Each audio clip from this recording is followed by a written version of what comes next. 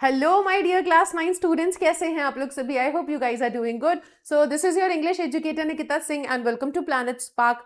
आज का ये वीडियो मेरे क्लास 9 स्टूडेंट्स के लिए है और एक बहुत ही बड़ी प्रॉब्लम का सॉल्यूशन भी है. देखो, पिछले कुछ दिनों से ना क्लास 9th के स्टूडेंट्स जो हैं वो मतलब एक ही डाउट को लेकर के मेरे पास बार बार आ रहे हैं और एक ही डाउट मुझे हर जगह देखने को मिल रहा है. इंस्टाग्राम, टेलीग्राम, व्हाट्सएप, हर जगह एक ही क्वेश्चन आ रहा है क्लास 9th के स्टूडेंट्स का कि मैम हमारे फाइनल एग्जाम्स आने वाले हैं, क्लास 9th के लिए ज़्यादा कोई ऐसा टीचर या प्लेटफॉर्म नहीं है जो फोकस कर रहा हो, तो हम क्या करें, हमें कोई स्ट्रैटेजी बता दो. क्योंकि पूरे साल तो हमने अपने ट्यूशंस में या बैचेस में सिर्फ और सिर्फ साइंस, मैथ्स, एसएसटी जैसे सब्जेक्ट पे ध्यान दिया, इंग्लिश तो कहीं पीछे रह गया. अब इंग्लिश में कैसे कम बैक होगा?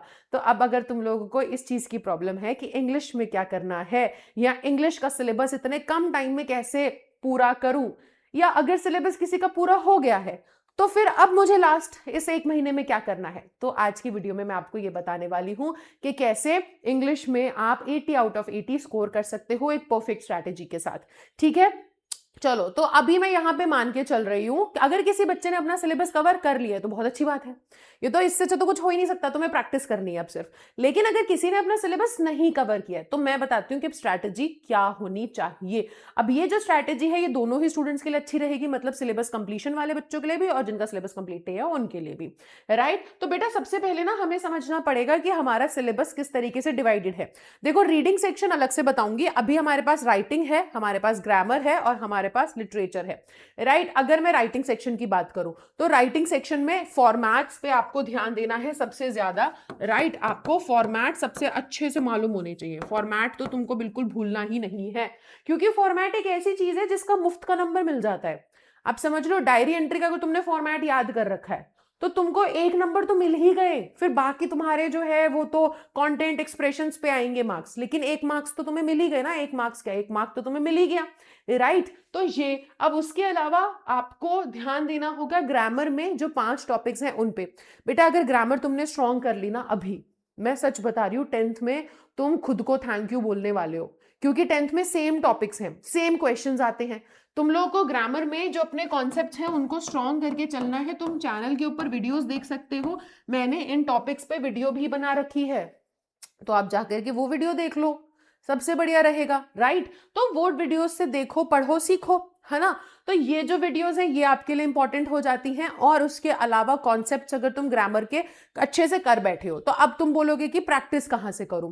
क्लास 10th का जो प्रीवियस ईयर क्वेश्चन पेपर्स हैं उसके ग्रामर से प्रैक्टिस करिए. सिलेबस सेम है बेटा. आप अभी जो पढ़ रहे हो ना, आप जब 10th में जाओगे आप बोलोगे यार ये तो क्वेश्चन तो मेरे 9th क्लास के एग्जाम में आया था, ये तो सेम है ना, पैटर्न भी सेम है. अरे तो सेम ही आने वाला है, दोनों चीजें सेम है. तुम्हारा ना इंग्लिश का सिलेबस हल्का हो जाएगा अगर तुमने अभी पढ़ लिया. तो आप पहले कॉन्सेप्ट पढ़ो और 10th क्लास के पीवाईक्यू से आप प्रैक्टिस कर लो, सैंपल पेपर उठा लो, वहां से प्रैक्टिस कर लो. ग्रामर के 12 क्वेश्चन आते हैं ना, तो वो 12 क्वेश्चन आपको सॉल्व करने हैं.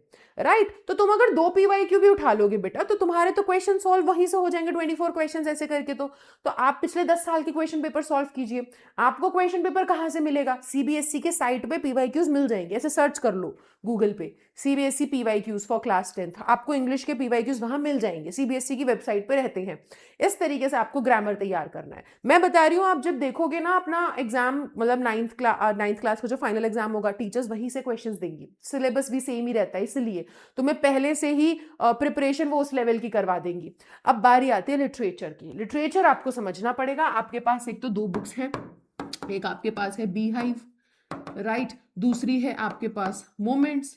अब अगर हम बी हाइव और मोमेंट्स को देखें तो बी हाइव और मोमेंट्स ये दोनों बुक जो है वो दोनों इंपॉर्टेंट हैं आपके पास, है ना. अब आपको इन बुक्स को पढ़ना कैसे, अगर आप पढ़ चुके हो बहुत अच्छे, आप जो मैं बता रही हूँ वो रिवाइज कर लो. और अगर आपने नहीं पढ़ा है तो बेटा अब टाइम तो बचा नहीं है. इतने सारे सब्जेक्ट्स होने के साथ साथ इंग्लिश को भी 2-2 बुक्स को बैठ के वन शॉट लेक्चर देखोगे भाई, 1-1, 2-2 घंटे के लेक्चर होंगे, तो वो कहां तक तुम देखोगे, अब टाइम नहीं है.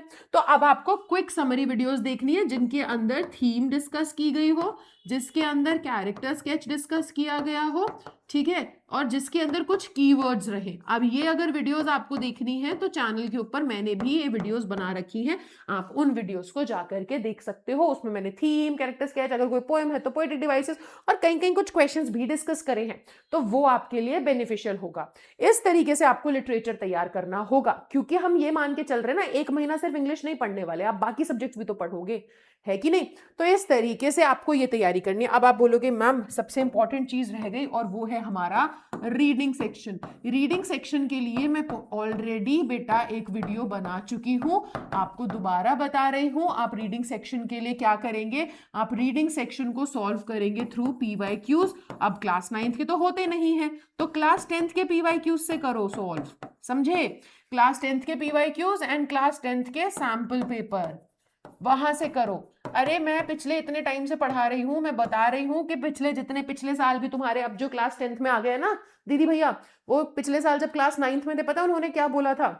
वो मेरी पीवाईक्यू सीरीज देख रहे थे, तो उन्होंने बोला था कि मैम क्लास 10th का पीवाईक्यू आप जो करवा रहे हो, ये तो जो रीडिंग कॉम्प्रिहेंशन है, ये तो हमारे स्कूल में हमारी मैम ने हमसे पूछा था। तो इसीलिए मैं बोल रही हूँ ऐसा होता है। रीडिंग कॉम्प्रिहेंशन बेटा, अनसीन पैसेजेस तुमको क्लास 10th के पीवाईक्यूज में मिल जाएंगे, तो वहां से प्रैक्टिस करो, उस क्वेश्चंस को लगाओ। तुम्हारी क्लास 10th की आधी टेंशन तो यही खत्म है 9th में ही। इसीलिए आप रीडिंग कॉम्प्रिहेंशन सैंपल पेपर से और पीवाईक्यूज से सॉल्व करेंगे, क्लास 10th के सैंपल पेपर उठाएंगे, ठीक है? ये स्ट्रैटेजी फॉलो कर लो। आप हफ्ते में कम से कम 2 दिन रीडिंग कॉम्प्रिहेंशन को डेडिकेट कर दो। वो कोई भी 2 दिन हो सकते हैं जो आपको आसान लग रहे हो, जो आपके टाइम टेबल में फिट हो जाए, ठीक है? अगर वेंसडे संडे तो वेंसडे संडे कर लो। 2 दिन रीडिंग कॉम्प्रिहेंशन, कम से कम 3 रीडिंग कॉम्प्रिहेंशन एक दिन में सॉल्व करना है। अब जैसे वेंसडे आपने सोच लिया, वेंसडे को 3 रीडिंग कॉम्प्रिहेंशन सॉल्व कर लो। कितना टाइम लगेगा? 1 घंटा बस, ज्यादा से ज्यादा। तो 1 घंटा तो निकाल सकते हो। संडे को भी आप बैठ के 3 रीडिंग कॉम्प्रिहेंशन सॉल्व कर लो, 1 घंटा लगेगा। तो बस बाकी के दिन में क्या करना है, ग्रामर तो आपको रिवाइज करते ही चलना है। ग्रामर तो सोचो कि डेली का कुछ ना कुछ 10-15 क्वेश्चन, 50 क्वेश्चन लगा ही लो बैठ के, ठीक है? उस हिसाब से चलना होगा। और लिटरेचर का तो मैंने आपको बता ही दिया है कि आपको क्या स्ट्रैटेजी फॉलो करनी रहेगी बेटा। लिटरेचर के लिए आपको इस तरीके से पढ़ना होगा। So this is the strategy that you need to follow, तब जाकर के आएंगे 80 आउट ऑफ 80, राइट? बहुत सा कंटेंट चैनल के ऊपर भी है, तो चैनल को सब्सक्राइब कर लो अभी आप लोग, और जाकर के चैनल के ऊपर जो कंटेंट अवेलेबल है उसको जरूर देखना। एंड ऑल्सो मैंने ना डिस्क्रिप्शन बॉक्स में एक लिंक डाला हुआ है आपके लिए, आप उस लिंक को जाकर के क्लिक करो। उस लिंक पे क्लिक करोगे तो भी तुमको बहुत सारी वहां पे भी अमेजिंग चीजें देखने को मिलेंगी, राइट? प्लैनेट स्पार्क जो है वो बहुत से स्टूडेंट्स को हेल्प कर रहा है और करता आ रहा है काफी टाइम से, उनका कॉन्फिडेंस बिल्ड करने में, इंग्लिश उनका स्ट्रॉन्गेस्ट सब्जेक्ट बनाने में। तो अगर तुम भी ऐसे स्टूडेंट हो जिसका इंग्लिश को लेकर के कॉन्फिडेंस नहीं आता है, हाथ थोड़ा ढीला है, कमजोर हो, तो जाओ जाकर के लिंक पे क्लिक करो, वहां पे एक फ्री क्लास होगी, एक फ्री क्लास लेकर के देखो, right? It will help you a lot, trust me. So मैं अब आपसे मिलूंगी नेक्स्ट वीडियो में, तब तक के लिए bye guys, take care and thank you so much.